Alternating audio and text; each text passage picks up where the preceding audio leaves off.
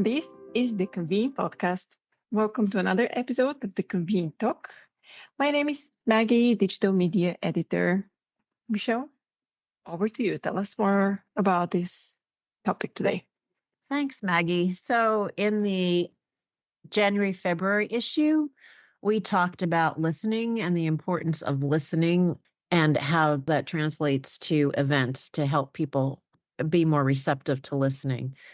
And then we kind of switched gears and went to talking in the next issue. So, the March-April issue cover story is about speakers, and it is obviously an important part of events as speakers. What has become more important to audiences today based on Freeman's survey and study is that people are more interested in learning from subject matter experts and their colleagues than they are interested in registering for an event because of a celebrity speaker or somebody who's a little more sexy than that. The problem with having subject matter experts speak is that they're not necessarily professionally trained speakers, so they may not deliver something that's all that compelling, even though they definitely have the knowledge. It's just the way they present it that could be less than engaging.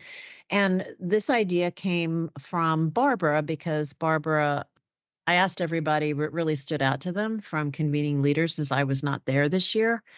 What stood out as an interesting trend or topic, and Barbara identified the opportunity to coach these kinds of speakers to present more compelling presentations. So that was based on a session she had attended. So Barbara, I'm going to throw it over to you because you wrote the bulk of this story. I had a couple of sidebars where I reached out to some people from TED, and that's a very particular presentation style, the kind of TED Talk, which is kind of what we all do as a team when we write something and then we go back and then we edit what we wrote. So TED Talk is like taking your really big idea and distilling it into the main takeaways, the main things that are going to resonate with the audience. So Barbara, over to you. Yeah, thanks, Michelle. This is Barbara Palmer, Deputy Editor. So this session featured Sarah Michelle of Velvet Chainsaw Consulting and Courtney Mesmer, who is the Director of Events for World at Work, which is a HR company. And I hope I got that title right.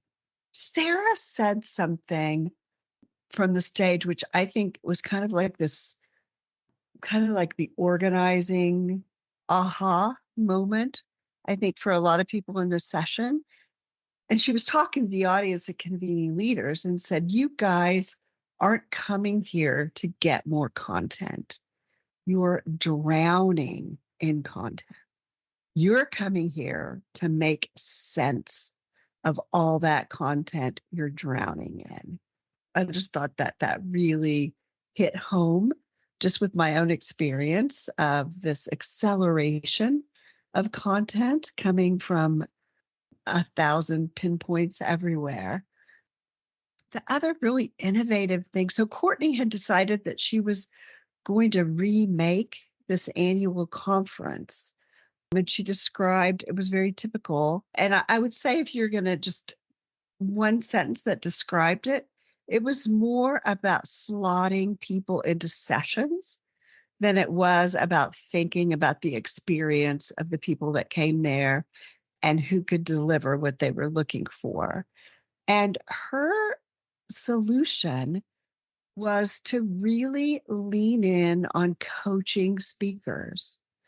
And that's a function in events teams that I think is sometimes can be very small. And she just put tremendous effort into taking subject matter experts and training them and leading them towards understanding how they could share their expertise with the people at the conference in effective ways. And one of the things that I also thought was really interesting is how they had really taken all the lessons of the pandemic, which accelerated this trend of more content everywhere, and figured out how to make it more accessible to the people in the room by having them many opportunities to interact with it. Like there's a lot of science around how we learn that if we can talk about something, we're more likely to remember it rather than just having it wash over us. So when you apply to this conference, you apply to do a very interactive session. And so I'm not going to go on and on. The other thing that was really innovative is that they really looked at the opportunity to get this coaching as personal development benefit for their members. And so a lot of associations struggle to look at the pipeline of speakers. Where are the speakers at different points in their career? And so by offering this coaching, which they were extremely wide in their offering access, like you didn't have to be a great speaker. You didn't already have to be a good speaker to access these resources. You could be just somebody who wanted to be a better speaker. Some of these Zoom calls, they had 400 people on them. Presentation and communication skills are so much more important in a remote workforce than they used to be when everybody came together and it was face to face.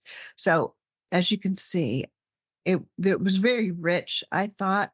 And one of the things that made me see that it was very paradigm changing is I kept asking myself, am I overstating this? Am I looking at something and like making it like, am I overstating what they're doing? But no, I mean, it really is a very, very different way of looking at speakers and audiences. So I would love to hear what you all have to say about this kind of approach. Maggie, what are you thinking? I actually really connect with the last thing that you said about personal development and this being as a perk to members. It just touched me because as a younger professional, I really wanted to, challenge myself and go to conferences and speak on different topics.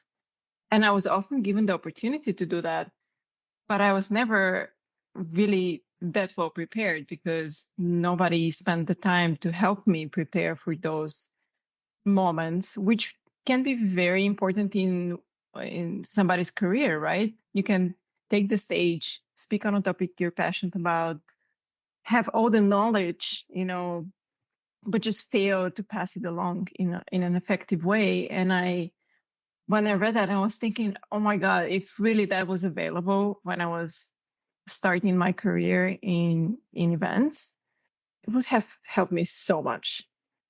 But at the same time, I understand it's, like you said, it's tremendous effort on their part of doing that. It's a lot of extra work. I've seen it being on the PCO side for 10 years.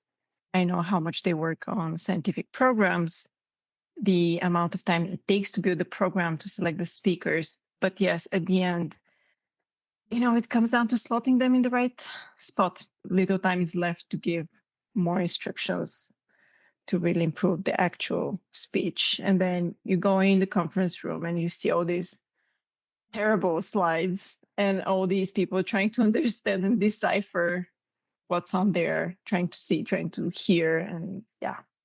Michelle, what do you think? So this wasn't included in the cover story, but we just wrote about this after we worked on this story. There was a study that came out from a speakers bureau. And what was interesting to me, now these are professional speakers, so it's a little far removed. But what was interesting to me was that the survey takers were both professional planners, professional speakers. They asked about their pain points. And professional speakers said that they don't often hear who is in the audience, so they don't know how, like that's not explained to them, so they don't know how to craft their message.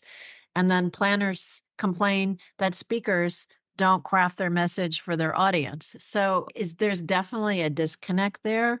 But I think, again, it's a little off because these are not necessarily subject matter experts, but speakers.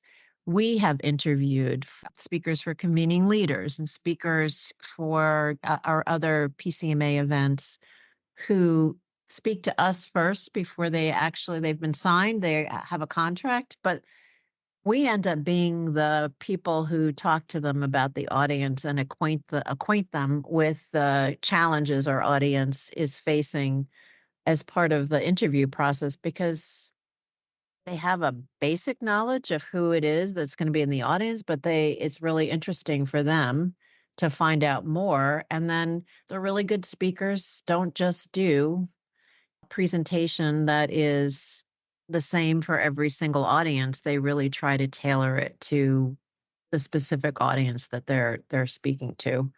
So that just struck me that there was, in that survey, they were both saying the same things. They don't have enough information from the planner to tailor their message there, and the planners complain that their message is just the same, for not at all customized to their audience. And I think maybe that could be why there is this interest from attendees to hear from somebody who's intimately acquainted with their work and does the same kind of work and can help them with their challenges, rather than just hearing some, best-selling author talk about conceptual stuff that isn't necessarily relatable. Yeah, and that actually was part of their plan.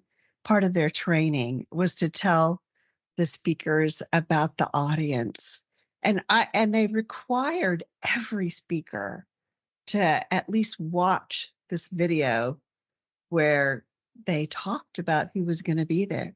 My favorite little detail about their training program is when they had like some speakers that were very nervous about speaking, and they said, well, why don't you just stand at the door and say hello to everyone? And I was late to this session, but Courtney did that at Convening Leaders as she stood at the door and shook everyone's hand. And I just thought how much I would love that, to just have that personal contact with the speaker and to just feel kind of seen. And speaking of seeing, I see that you have something on your mind, Casey.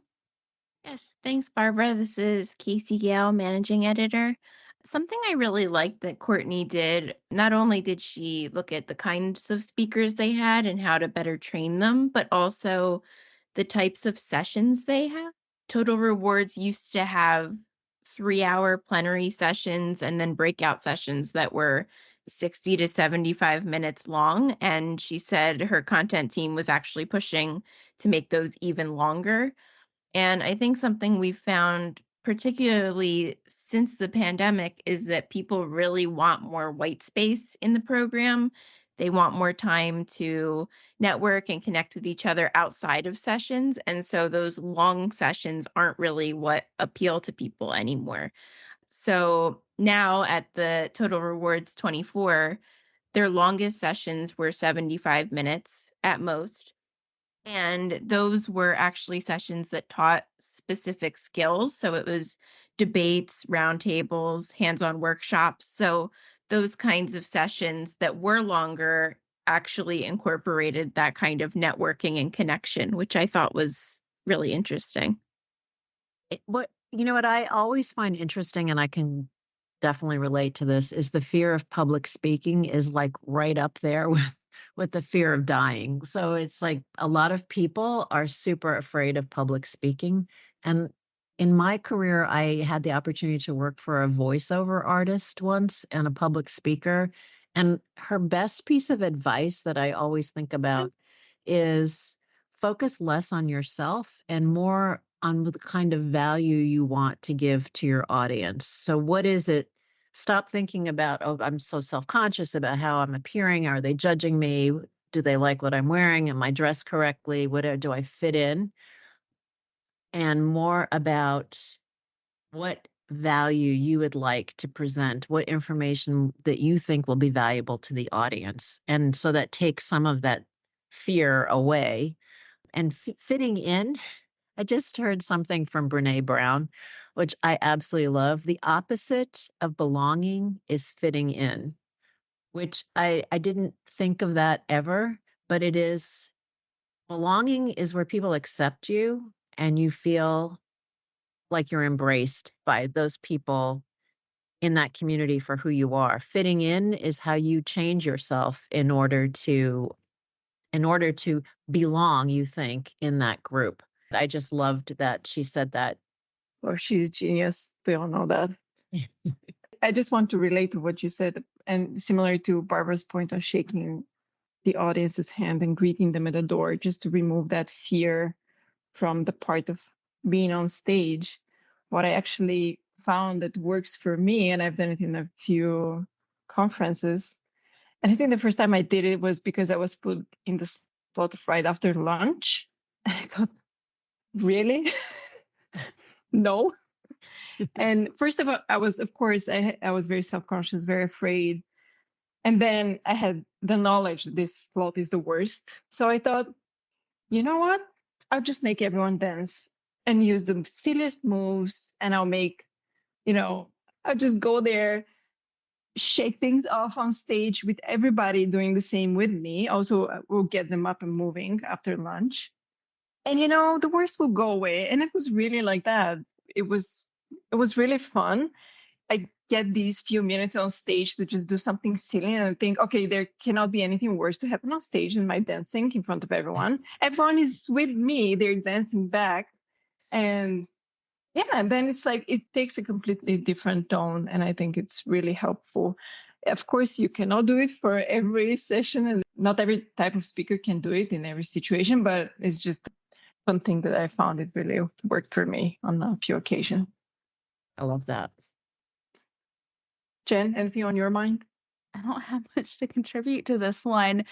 I mean, unless you want to hear some hilarious horror stories of like public speaking, because I'm terrible and very afraid of it.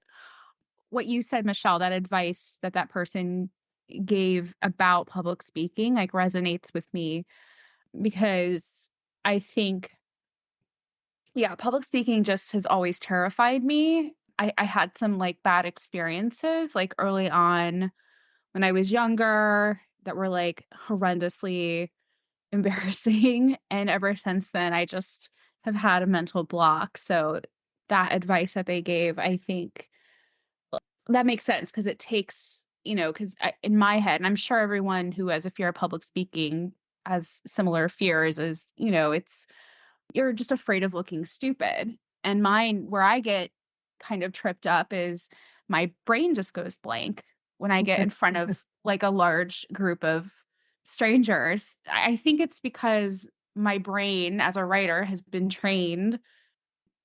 I have this space and room to explore my thoughts on paper.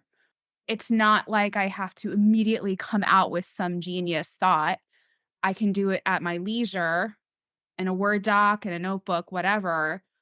And I'm so fascinated and impressed by people who can just spit out some gorgeous piece of wisdom on the spot.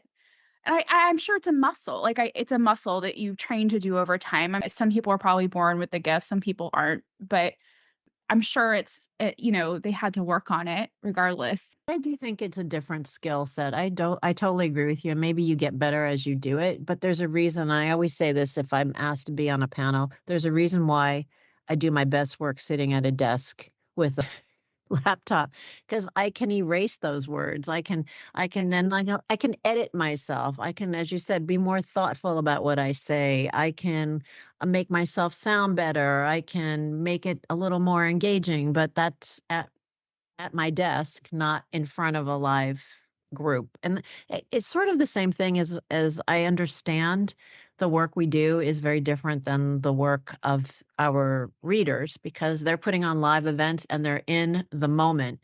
We have deadlines, but we also are they're in private working on our stuff, and it goes out in the world, and we don't see it go out in the world. We don't see the reactions of people. We don't see the lines forming at the buffet. We don't see how people lose interest in a session or walk out. We don't see how they read our stuff and flip the page. We just put it out in the world, and that's how we do our work. So it is very different than seeing and being in the moment and experiencing the reaction of your audience.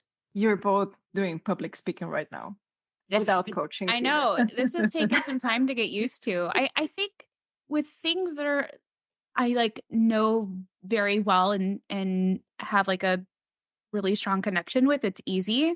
Plus I know y'all. I think like there's not a block because I've known you guys for a long time, so it's a little bit different.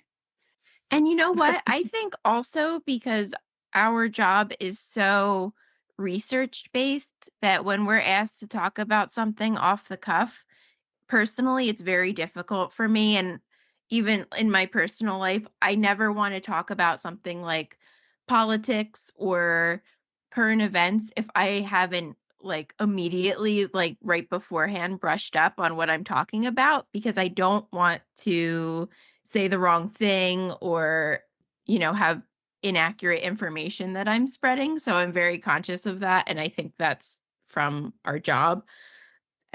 Talking on the podcast has definitely been, I think, a big step out of all of our comfort zones, because we are used to sitting behind our computers and having lots of time to think about what we want to say. And this is a very different skill set. I'm just thinking about the coaching program that Courtney and Sarah put together. Like they are running in the opposite direction of a session as a performance, that it's reliant on. I mean, there are some sessions that truly are performances, but this isn't that. This is like everyone in the room feeling comfortable and being invited to interact with the information and the strategy and just what the speakers are bringing. So it kind of relieves them of the thought that they have to perform, just really just being yourself. And I have found that to be true. I mean, it's very refreshing to have somebody on stage who's just, themselves, whether they're dynamic or whether they're quiet. It's just this invitation to get away from, here's the certain hand motions that speakers make, and they walk 3 paces this way on the stage, and then they walk this way. Just that performance. This isn't what that's about. This is about trying to bring everyone in the room into an understanding and, be able to interact with what the speaker's bringing. I think that's why for me it was an interesting experience to be part of Uncomfortable Conversations, that format from Convening Chemia, where everybody in the audience wears a mask that covers their eyes, and then you just speak to them pretty much like on a podcast. The preparation for this session was very different for me. Even if you don't have coaching, you have to prepare. That's the basic thing every speaker must do. The preparation was very different because I was actually just recording my voice and trying to make sure it sounds in a certain way that I wanted this whole thing to sound. And I actually had the opportunity to read it because nobody was looking at me. I was on stage just reading, but reading in a certain way. And I had really crafted the words to fit in the time frame that I had, which was very, very brief. So I thought that was a very interesting experience. So the performance part was removed. Also the fact that the audience couldn't judge who was on stage. Was it a young person or an older person? They couldn't just put a label immediately onto that speaker. And I heard afterwards for some of the other speakers, I thought you had a very mature voice. And I thought, what a weird comment to make to somebody in their 20s, especially. But it was an interesting experience. And definitely, I think it was interesting for the audience to just have one of their senses removed. Yeah, I wonder, did that put more pressure on you in another way? They weren't judging you based on how you looked, but they were definitely only listening to your words. So, like, that also carries a little more responsibility to make sure that what you're saying is really keeping them interested. Yeah, 100%. I had really sat on that text for a very long time to make sure it really says what I wanted to say. Because this time I thought I cannot afford to just work on my speech as I would in any other occasion, just go on stage and wing it. Even if I mess up something that I would, nobody would know what I wanted to say. But this time I wanted to be very, very specific. So there definitely was a pressure in that sense that the words mattered even more.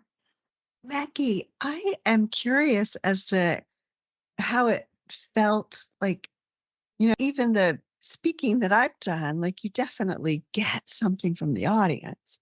So what was that like to have them masked?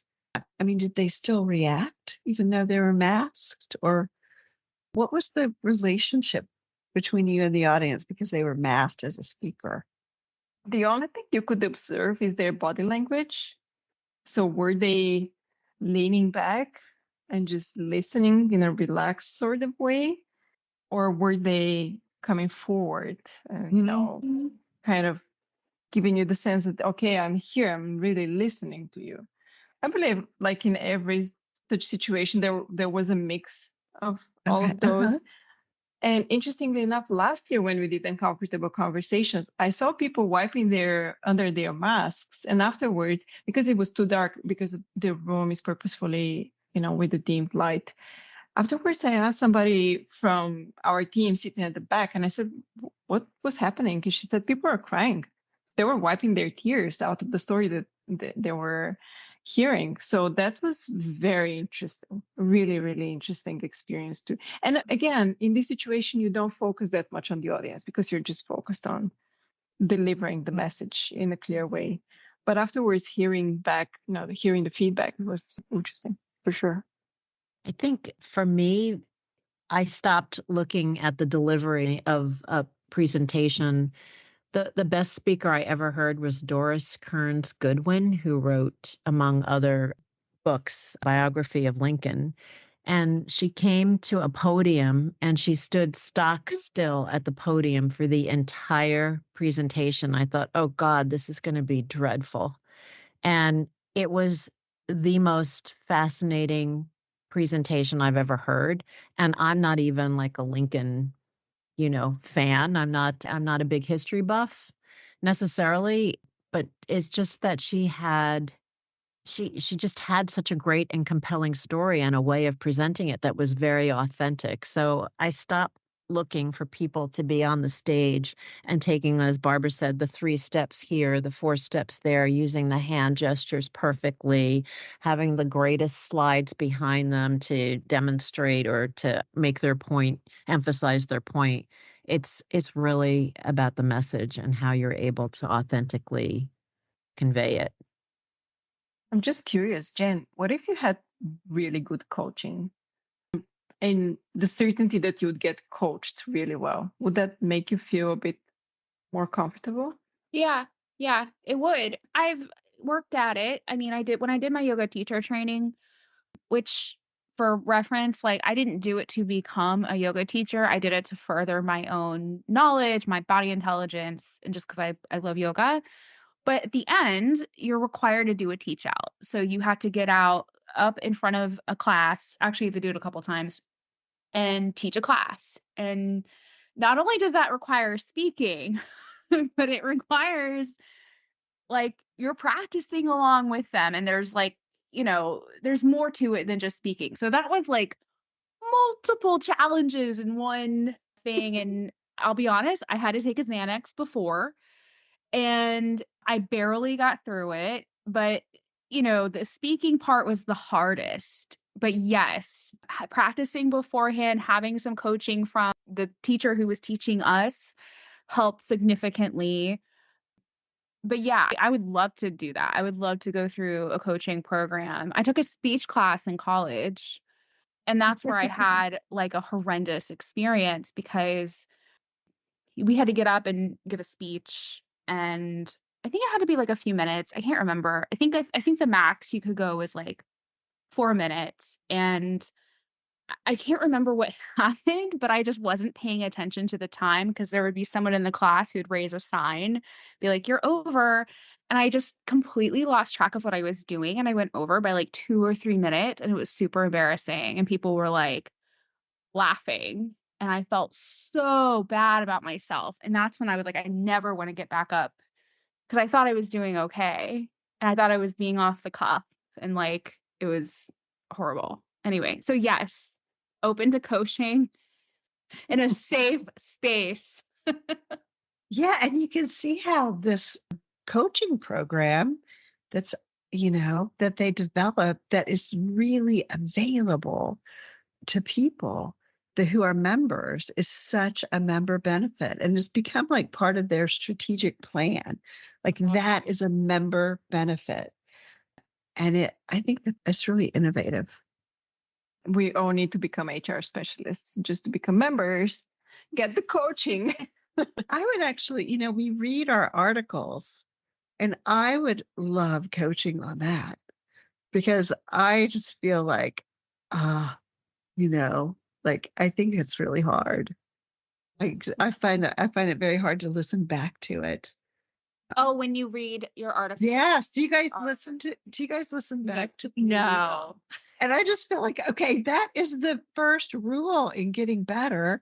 You have to know what you're doing, but that's the last thing I want to do is to press play and see how that sounds. So maybe that's something that we can have access to. Like, yeah, I listen to my interviews that I do when I interview like a source. That's been helpful because I have to listen to them to be able to write the story. When I was a newspaper reporter, somebody told me, and I think it's true, that it's really not a bad thing for the person that you're interviewing to not think you're that smart. Like it's not bad to, it doesn't matter how you appear. What matters is what you get from them. Yeah. And I feel like that has maybe impeded me in the public speaking department because I haven't worried too much about sounding stupid, because I'm the only one that has to hear these transcriptions. Over time, become less intimidated by people. And I think because I've interviewed people who are very highly accomplished, like Dr. Peter Doherty's won the Nobel Peace Prize. When I interviewed him, like right after I started this job, and I was terrified to interview him.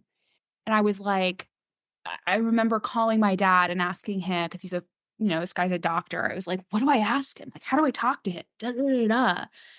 And the interview first of all, went on for an hour and a half. We were just like talking about anything and everything. People are just people.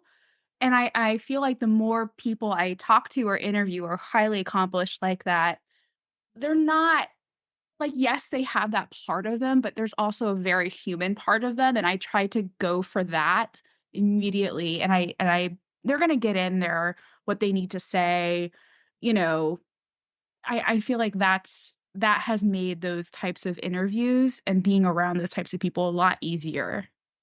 I totally agree. And I think part of what's helped me over the years feeling comfortable interviewing people is reminding myself that I'm the one in control of the situation. I'm the one in charge of steering the conversation. And one time I thought about it and I was like, I would be kind of nervous if somebody was interviewing me. So I just thought about it from that perspective, how to make people more comfortable when you're talking to them and really like taking ownership of the conversation makes it easier for me. And I'm sure it's similar for public speakers. They have to remind themselves that they're the expert. They've been chosen to speak on this topic and people are looking to them for advice. They're not going into a session thinking, gosh, this person doesn't know what they're doing. They think they've been chosen for a reason and they know what they're talking about. So I think having that kind of confidence that you know what you're doing really goes a long way. Although I agree with Barbara that reading for the podcast is a totally different skill. And like the breath work that comes with reading a sentence properly is an art that I have to master. Yeah, I've found that my mouth feels sore. I'm like, what is wrong with me that I like can't read for 2 minutes? Like, is this a muscle I need to like work on?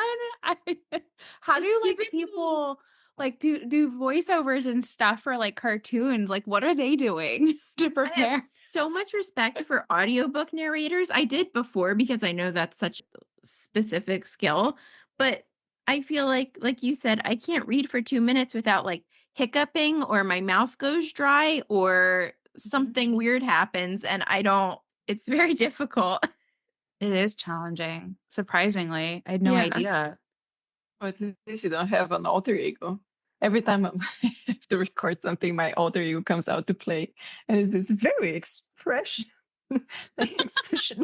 person who really wants to do things. And I'm like, who are you? Where do you live in all those other moments? But no, when I have to record, oh my God, every time we have a fight. And this last video, the promo video for season 3 that I had to record, that was painful. It was painful to record in a public park where people were just walking by. And I was just talking to my phone in English in a very interesting way. Walking my dog alongside. I love that. Thank you. It's my alter ego. It didn't feel natural to you, but it looked very natural to the audience. It did, yeah. Oh, thank you. But yeah, it really feels when I watch it back, because I need to watch these things back, right? And listen to everything we record because I have to edit it. Sometimes it's like, the alter ego. There you go. Should we end with my alter ego? Let's do, before I start talking about my alter ego. I'm sure we all have one tucked away for special occasions. Mine is an editor. I have an alter ego editor. Like I have this person that's very earnest and works very hard at like putting the first draft. And then I have this editor that comes in that has a cape and it's like, none of this is going to work. ///. So that's my interior. Like I've got I don't know that's an alter ego. I think that's a skill set. You definitely have to write as a writer, and then you have to step back, and then you have to reread what you wrote as an editor. And that's something that I think comes with practice, and it's not an alter ego, but just like comes with the territory. Otherwise, you're just going to. Oh, mine has a red pen. Mine is the sternest teacher you've ever seen with a red pen in hand and just slashing through my own stuff anyway. Yeah. That's a good alter ego. I wish I could develop one like that, wearing a cape. Mine looks like a cartoon character more than somebody wearing a cape. Mine looks like a teacher or a librarian, so yours is more exciting, Barbara. Maggie, I think introverts can really relate to your alter ego because I know pretty much anytime I'm in a public situation, I'm not my normal self. I'm a slightly more chipper, outgoing version of myself. So I think many introverts can relate to that. You just have to step up the pep a little bit. And do you afterwards go back to every single moment that your alter ego was out and you were like, oh my God? Yes. Good, then that's an introvert thing. I'm glad I'm not the only one. It's painful, but we have to live with them. That's right. Well, I hope our listeners' alter egos are fun as well. They can share with us in a note somewhere. Don't forget to support us by subscribing wherever you listen to podcasts. Until next time.